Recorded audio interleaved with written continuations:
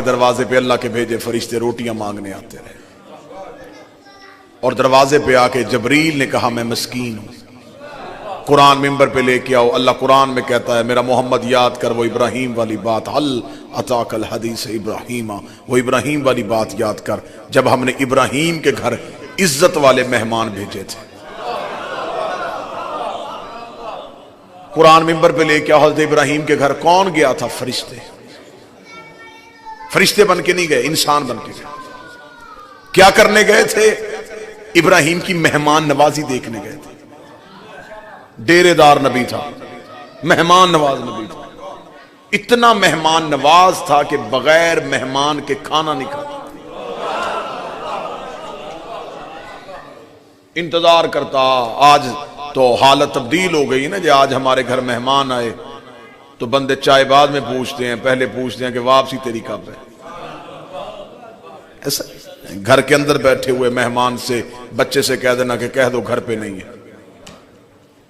مولا امیر المومنین فرماتے ہیں کہ اللہ مہمان گھر بھیجے تو سمجھو کہ رحمت کا دروازہ تیرے گھر کے اندر کھل رہا ہے۔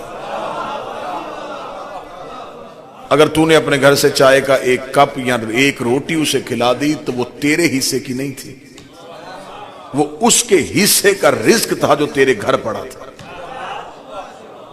اللہ نے اسے تیرے گھر بھیجا۔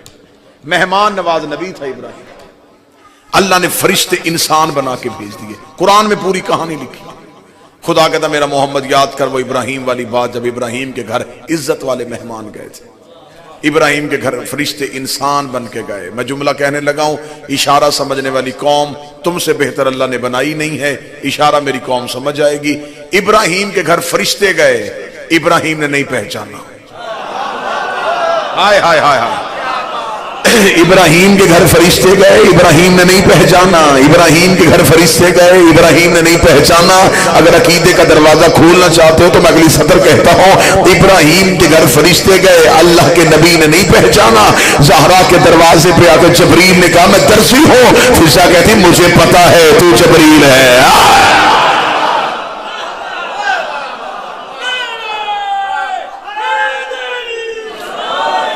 ابراہیم کے گھر کون گیا؟ خدا کہتا صاحب عزت لوگ گئے، عزت والے مہمان۔ ابراہیم نے پہچانا ہی نہیں۔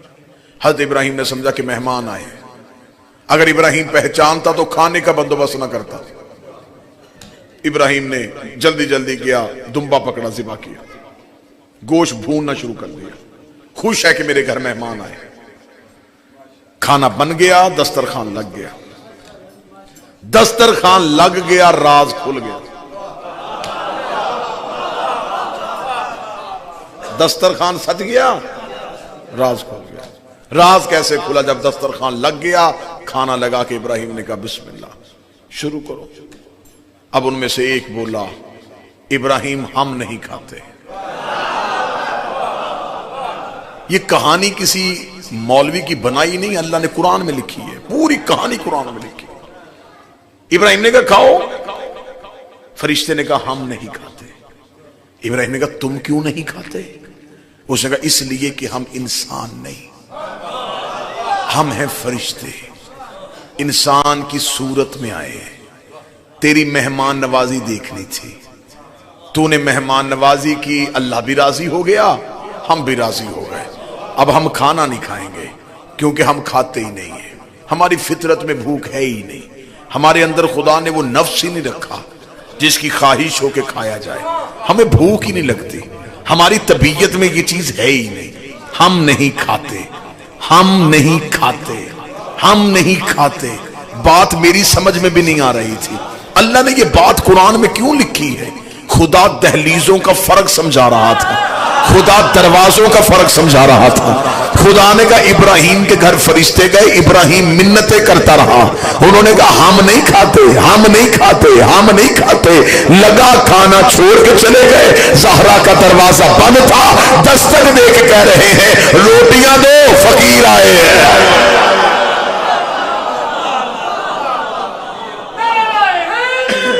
یا وہاں کھا نہیں رہے، یہاں سے جا نہیں رہے۔